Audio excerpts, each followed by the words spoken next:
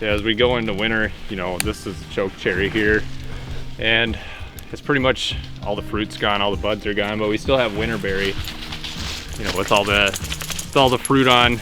It's important to have a diversity of shrubs, especially for winter food, and this is a perfect spot for it. We've got hemlock and cedar and balsam all mixed in with kind of this lowland area. It's good escape cover and good feeding area for grouse.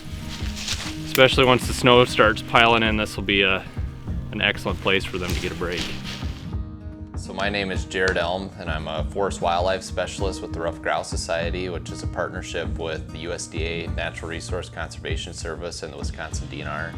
I work in Spooner, Wisconsin, and I cover the northwest part of the state. And I assist private landowners with habitat management and planning, and then also help them navigate some of the federal and state landowner assistance programs that are available in Wisconsin.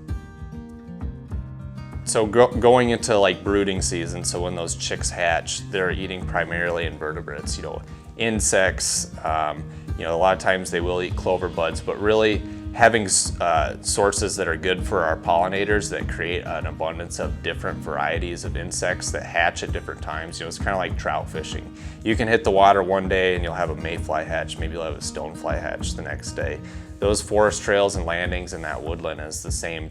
And a lot of different insects rely on different flowering periods on different shrubs. So having a diversity of shrubs and plants that flower at different times increases your you know, invertebrate content and your insects, hatches that are out there, provides a lot better food source for those chicks. And then, you know, moving into fall, they're primarily going to be eating on some of our summer and fall soft mass sources, so things like serviceberry, hazelnuts, acorns, and then as we transition more into winter, they're going to transition into you know, the more traditional like catkins, so buds of ironwood and aspen and birch, and that's why having a diversity of ages is important, is because you need, you know, those different food sources throughout the year, and you need, you know, budding sources. You need young forest that has an abundance of insects and cover.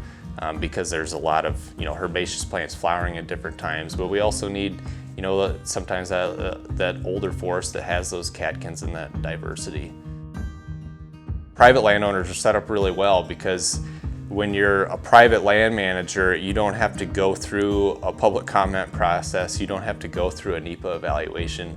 They can go out and plant trees, and they can do things. They can bust out the chainsaw when they want to, as long as they see the benefit of it. So private landowners are set up well, and that's why Ruffed Grouse Society works with private landowners. Is a lot of times they can have the largest impact on the landscape because they own a majority of the forest land, and they just don't have the red tape to navigate through. They can act, you know, almost immediately on a lot of different things.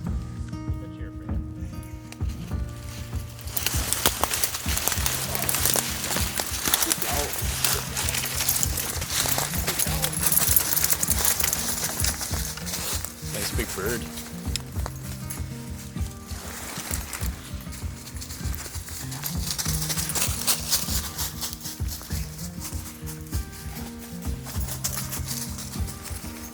Thought she was playing games with me for a minute. Look at that.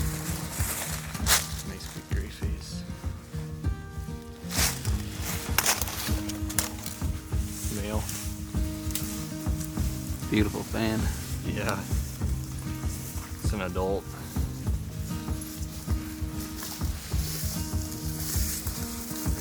I'm gonna take some pictures. Very good dog. All those spoils. Probably. Never hurts.